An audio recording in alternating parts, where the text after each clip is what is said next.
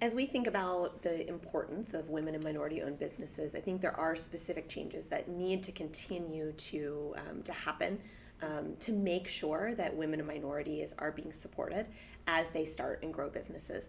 In particular, I think it means starting at the top. It's starting at the state level to look at the policies that exist to support these businesses, tax credits, but also funding nonprofits and offering grants for those nonprofits that exist to support women and minorities in business.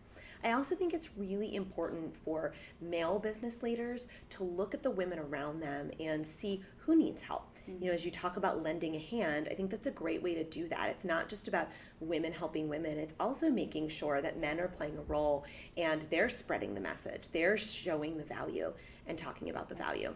And then I think last, it's also thinking about at the organizational level, making sure procurement teams are supported, making sure they're incented to support women and minority-owned businesses. We had a global Fortune 500 client that we were doing an RFP with, and they asked for our certification, evidence that we were a fully woman-owned business.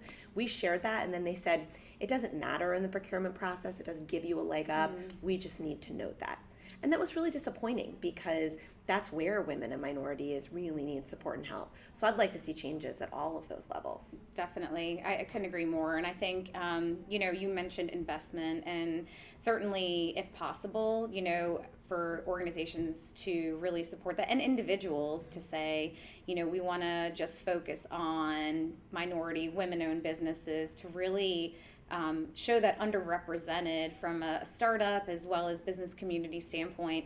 And then the statistics out there of women-owned and minority-owned that reach $1 million in total revenue is just drastically lower than it should be. So, I think that there are associations. I know you mentioned there's one locally, SCRA, and they do a grant. So there's grant at the state level, as well as associations here in Charleston. There's Women Entrepreneurs Group, Harbor Accelerator. So a lot of organizations that do support that growth, because starting a business, you don't really know, you're kind of building the plane as you're flying it. So I think from a mentor standpoint, the associations that can really teach the fundamentals of growing and starting a business, that's another important aspect that, we can all give back in that respect, whether it's time, money, or mentorship. And a lot of those obviously are available to a lot of individuals that are here in the community. I love hearing all of the stories of the organizations that are supporting women and minorities. And I think there's a level of importance that we also need to put on how do we amplify those stories? How do we spread the word about what's happening? Because that's what encourages women. That's what encourages minorities to step up and say, oh, if they can do it, I can do it too. Like you, I have 2 young kids, and I look at the opportunities that may be afforded my daughter versus my son. And I think it's really important that both of them, and I'm sure you feel this way about your kids too, see you as a leader and see you as stepping up locally, not only to grow your business and make an impact globally with your business, but also locally, right? As we build businesses as women leaders, we're contributing, we're paying tax dollars, but we're also playing a role in our communities and our children's schools, showing them that women and minorities can step up and lead.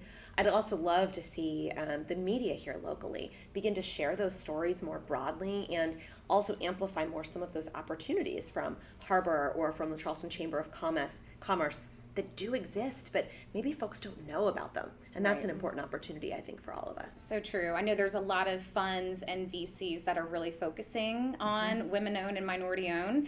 And then just being a small player in that is highlighting, like you said, just the opportunity for those organizations to grow and foster and prosper here in the Charleston and nationally as well. Mm-hmm.